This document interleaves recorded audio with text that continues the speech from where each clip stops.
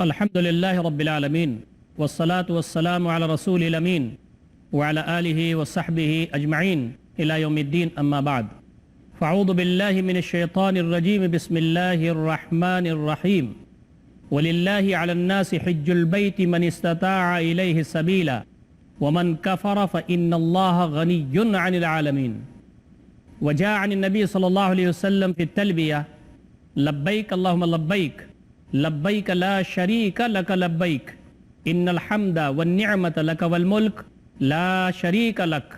محترم ناظرین کرام، قابل احترام بزرگوں، نوجوان بھائیوں، عفت مآب ماں اور بہنوں، السلام علیکم ورحمۃ اللہ وبرکاتہ۔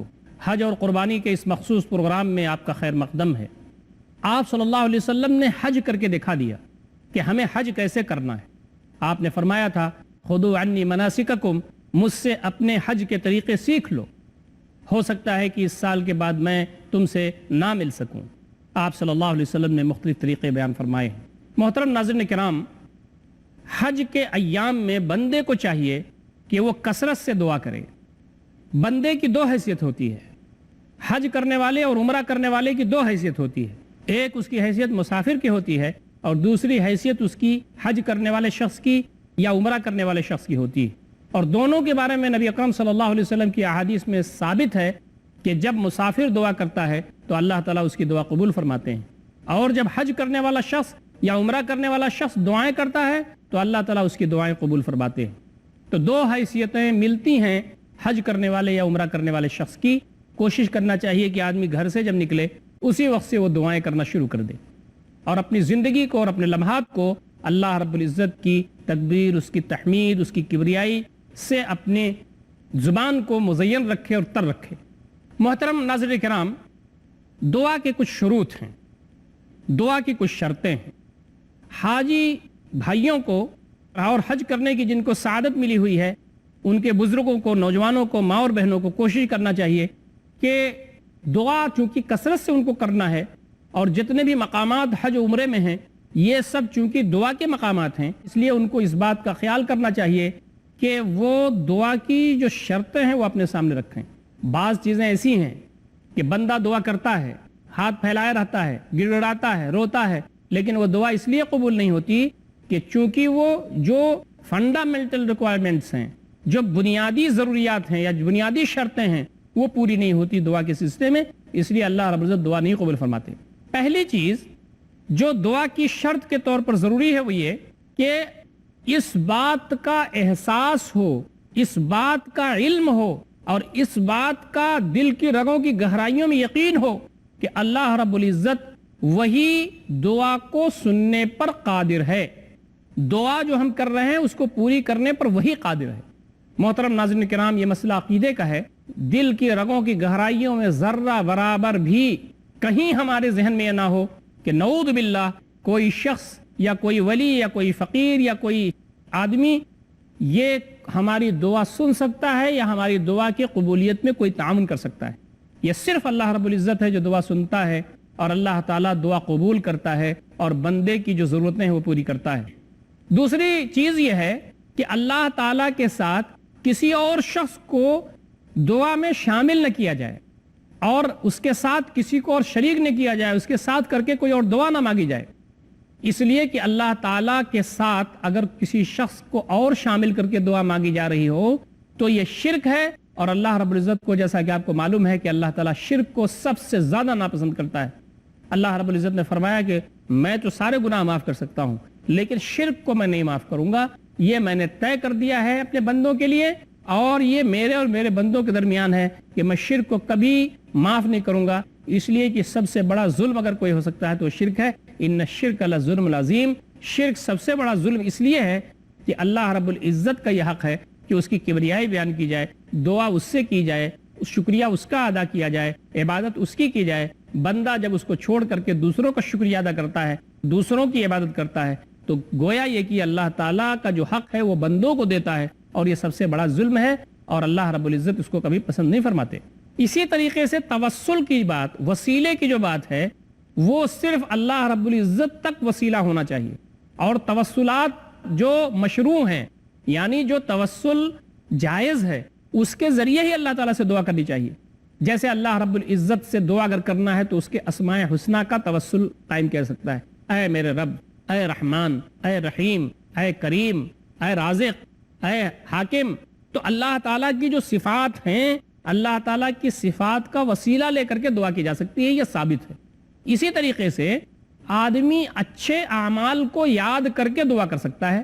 امام بخاری رحمۃ اللہ علیہ نے ایک باب ہی باندھا ہے کہ آدمی کیا اپنے اعمال کا تذکرہ کر کے اور اس کا نام لے کر کے اللہ تعالیٰ سے دعا کر سکتا ہے.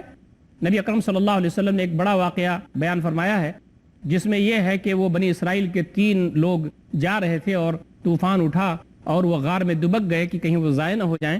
تو پتھر کی ایک سل دہانے پر آ کر کے چپک گئی. پھر انہوں نے خوب دعائیں کی اور وہ چیز وہاں سے ہٹی نہیں. کوشش بھی انہوں نے کی لیکن وہ چیز ہٹی نہیں. تو انہوں نے کہا کہ یہ اللہ تعالیٰ کی آزمائش ہے اور ہم لوگ کوئی ایسا عمل جس کو ہم نے صرف اللہ تعالیٰ کے لیے کیا ہے، ہم جانتے ہیں، ہمارا رب جانتا ہے، اس عمل کو یاد کر کے اس کو وسیلہ بنا کر کے دعا کرو تو ہو سکتا ہے اللہ تعالیٰ یہ پتھر کی جو سل ہے یہ ہٹا دے. ایک شخص کھڑا ہوا اور اس نے اپنے زندگی سے ایک ایسا عمل جس کو اللہ تعالیٰ جانتا ہے اور صرف وہ جانتا ہے اس کو یاد دلا کے، اللہ تعالیٰ کو تو سب یاد ہے، اس کو ذریعہ بنا کے اور اس کو یاد دہانی کر کے اس نے دعا کی تو تھوڑا سا پتھر کھسکا. ایسی تینوں نے دعائیں کی. تو بخاری رحمۃ اللہ علیہ نے یہ باب باندھا ہے کہ کیا اعمال کو وسیلہ بنا کے یا اس کا تذکرہ کر کے دعا کی جا سکتی ہے. تو یہاں پر صرف اللہ تعالیٰ کے اسماء حسنہ کا تذکرہ کر کے یا وسیلہ بنا کر کے، یا آدمی اپنے اعمال جو صرف اللہ تعالیٰ کے لیے اس نے کیے ہیں اس اعمال کا تذکرہ کر کے دعا کر سکتا ہے. بس بقیہ کسی کا بھی وسیلہ، یہاں تک کہ نبی کا، ولی کا، یہ سب چیزیں اسلام میں جائز نہیں ہیں. اسی طریقے سے آدمی اگر کہے کہ نبی اکرم صلی اللہ علیہ وسلم کے صدقے میں اور بجاہ نبی صلی اللہ علیہ وسلم اللہ تعالیٰ دعا قبول فرما لے، یہ بھی ناجائز ہے. آپ بتائیے کہ نبی اکرم صلی اللہ علیہ وسلم سے بڑا کوئی ہو سکتا ہے؟ اللہ تعالیٰ کی چہیتی ہستی، آپ سے بہتر نہ کوئی پیدا ہوا نہ قیامت تک ہوگا. تو نبی اکرم صلی اللہ علیہ وسلم کو بھی وسیلہ بنانا اور آپ صلی اللہ علیہ وسلم کا بھی واسطہ دینا یہ جائز نہیں ہے. یہ بھی کفر اور شرک میں داخل ہو جاتا ہے. بندہ ڈائریکٹ اللہ رب العزت سے پکارے، ادعونی استجب لکم، تم مجھے پکارو میں تمہاری پکار کو سنتا ہوں. اسی طریقے سے دعا کی شرطوں میں سے یہ ہے کہ بندے کو جلد بازی نہیں کرنی چاہیے. دعا کرے جلدی، یا یہ کہ آدمی دعا کر رہا ہو اور وہ چاہے کہ اللہ تعالیٰ جلدی سے قبول کر لے. اللہ تعالیٰ قبول کیوں نہیں فرما رہے ہیں؟ دیکھیے اللہ رب العزت حکیم ہے، اللہ رب العزت حلیم ہے، اس کا کوئی کام حکمت سے خالی نہیں ہے. وہ اللہ تعالیٰ بردبار ہے اور اللہ تعالیٰ چونکہ علیم ہے وہ ساری چیزوں کو جاننے والا ہے. ہمارے لیے کیا چیز کب مناسب ہے اور دعا کی قبولیت ابھی مناسب ہے بعد میں مناسب ہے، یہ اللہ تعالیٰ جانتا ہے. اس لیے بندے کو دعا کرنے میں جلد بازی نہیں کرنی چاہیے.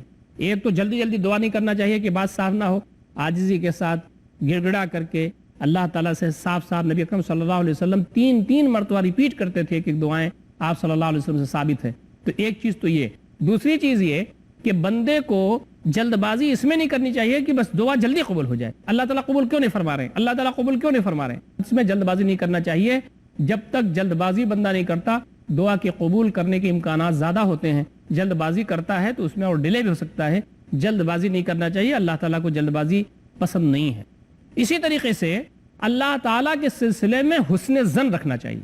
بندہ دعا کرتا ہے تو دعا کرنے میں عزم بھی ہونا چاہیے اور اس کے ساتھ ساتھ حسن ظن بھی ہونا چاہیے کہ انشاءاللہ العزیز میرے مالک میری دعا قبول کریں گے اور مجھ کو انشاءاللہ یہ چیز ملے گی، اور جو کچھ میں دعا کر رہا ہوں اللہ تعالیٰ دیر سویر اس کو قبول فرمائیں گے. اور وہ زیادہ مناسب سمجھتے ہیں کہ یہ دعا میرے لیے ابھی قبول ہو کہ بعد بھی قبول ہو. اسی طریقے سے دعا کے قبولیت کے لیے شرط ہے کہ آدمی کا کھانا حلال ہونا چاہیے، اس کا کپڑا حلال ہونا چاہیے، اس کی غذا حلال ہونا چاہیے. بسا اوقات آدمی ہاتھ اٹھا کر کے یا رب یا رب یا رب اور گڑگڑاتا ہے اور گویا کہ آنسو بہاتا ہے، لیکن نبی اکرم صلی اللہ علیہ وسلم کی بعض احادیث میں اس بات کی تائید ہوتی ہے. آپ فرماتے ہیں کہ دعا کہاں سے قبول ہوگی جبکہ اس کا کھانا حرام ہے، اس کا پینا حرام ہے، وہ غذی بحرام اور وہ حرام غذا اس کو ملی ہوئی ہے، تو اس کی دعا کہاں قبول ہوگی؟ تو دعا کی قبولیت کی شرائط میں سے ہے.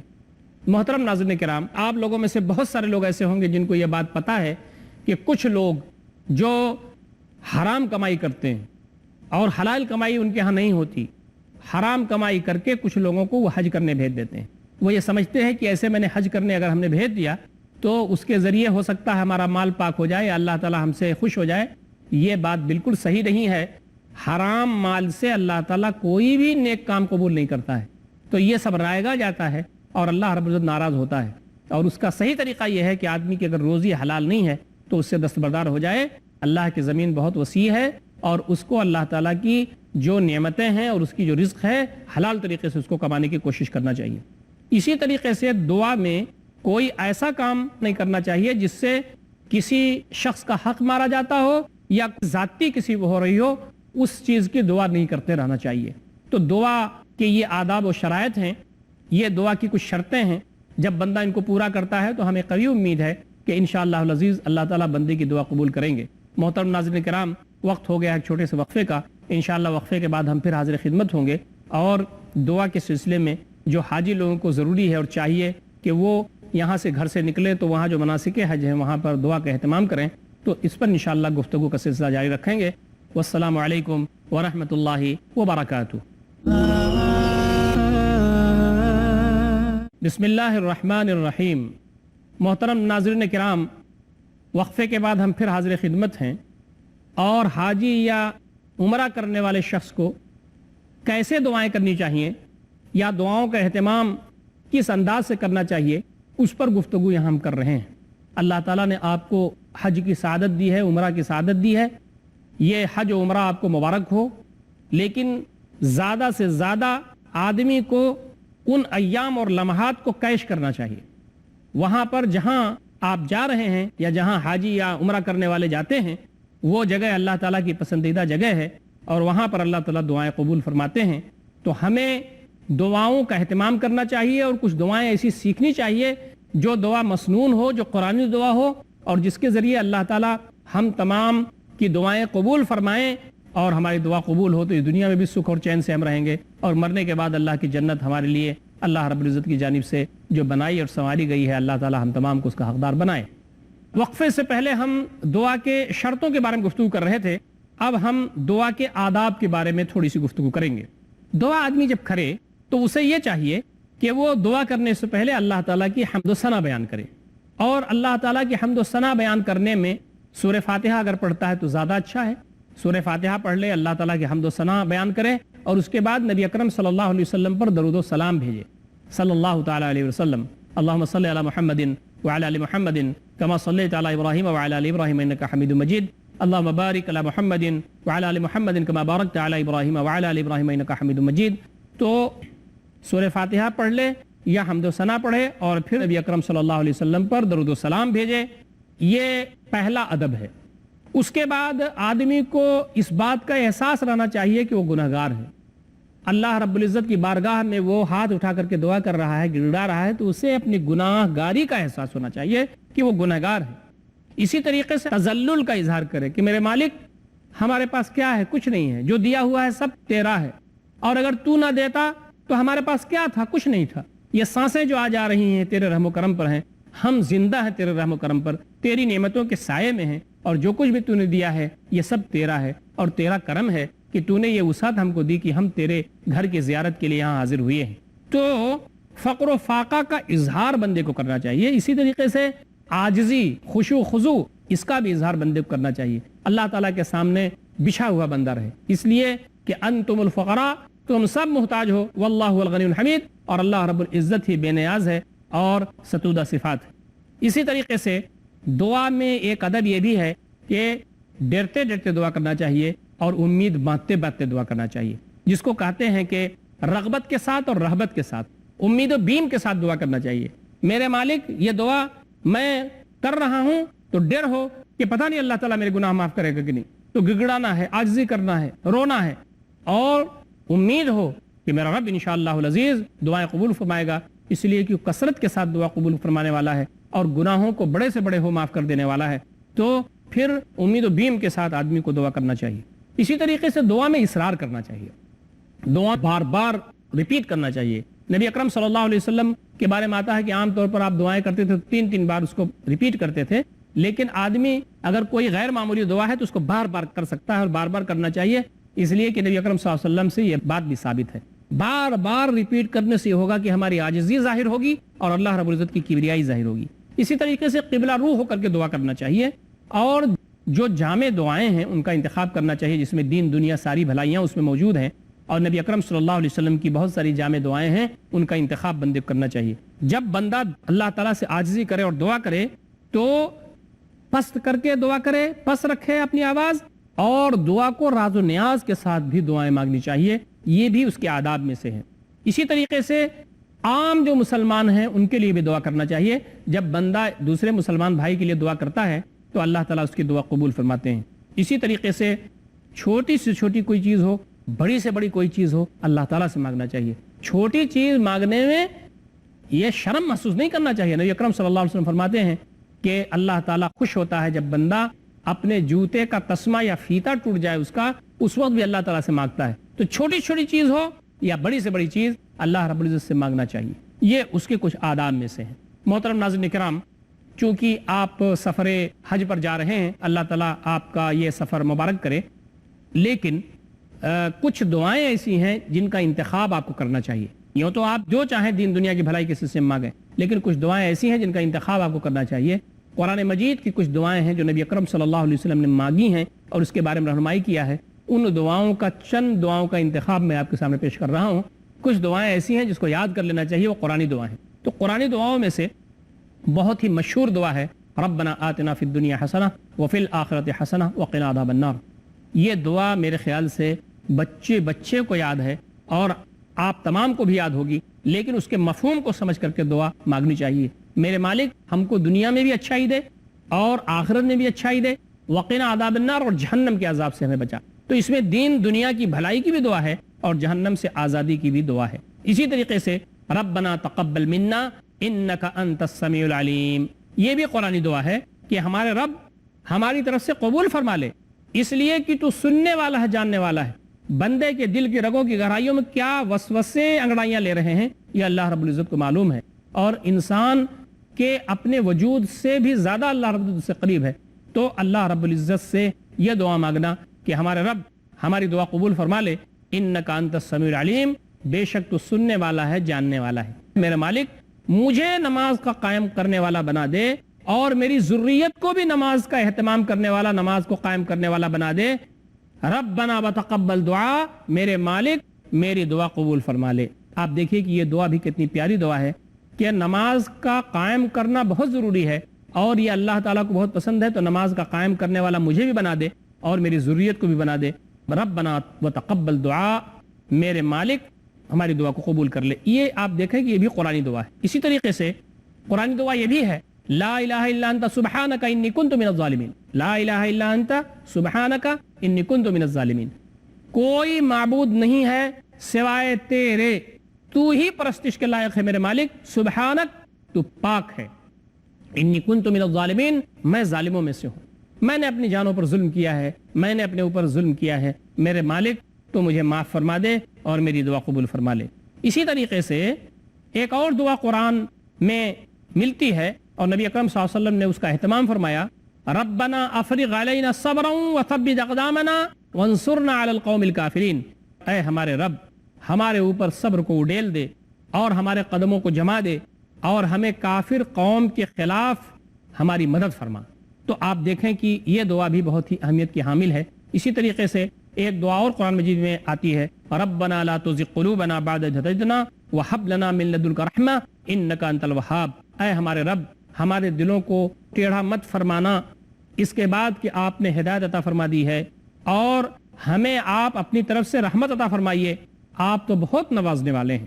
اسی طریقے سے یہ دعا کہ ربنا اغفر لنا ولإخواننا الذین سبقونا بالایمان ولا تجعل فی قلوبنا غلا للذین آمنوا ربنا انک رؤوف الرحیم، اے ہمارے رب ہماری مغفرت فرما دیجئے، ہمارے ان بھائیوں کی مغفرت فرما دیجئے جو ہم سے پہلے جا چکے، ایمان ہم سے پہلے لا چکے اور دنیا سے تشریف لے گئے، اور آپ ہمارے دلوں میں کوئی میل نہ رکھیے ان لوگوں کے بارے میں جو ایمان لائے، مومنین کے سلسلے میں، اے ہمارے رب آپ بہت نرمی فرمانے والے، رحم فرمانے والے ہیں۔ اسی طریقے سے ایک بہت چھوٹی سی دعا ہے، رب زدنی علما، رب زدنی علما، رب زدنی علما، اس کا ورد آپ کر سکتے ہیں، میرے مالک میرے علم میں اضافہ فرما، میرے علم میں اضافہ فرما۔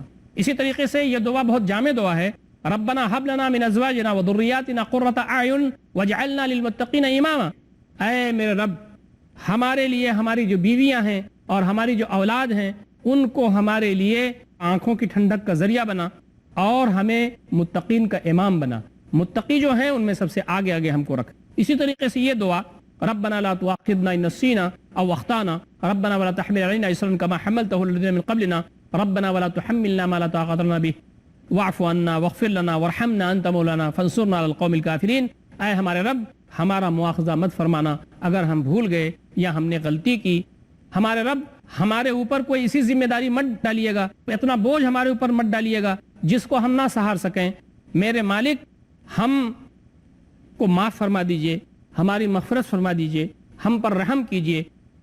آپ ہمارے مولا ہیں, پس آپ کافر قوم کے مقابلے میں ہماری مدد کیجئے. یہ جو دعائیں میں نے چند نمونے آپ کے سامنے پیش کیے, غیر معمولی اہمیت کی دعائیں ہیں. قرآن مجید میں تفصیل کے ساتھ ملتی ہیں, دعاؤں کی کتابیں بھی ملتی ہیں. مسنون دعائیں جو قرآن مجید سے ثابت ہوں, نبی اکرم صلی اللہ علیہ وسلم کی دعاؤں سے ثابت ہوں, ان کا اہتمام کرنا چاہیے, ان کا ایک اپنا اثر ہوتا ہے.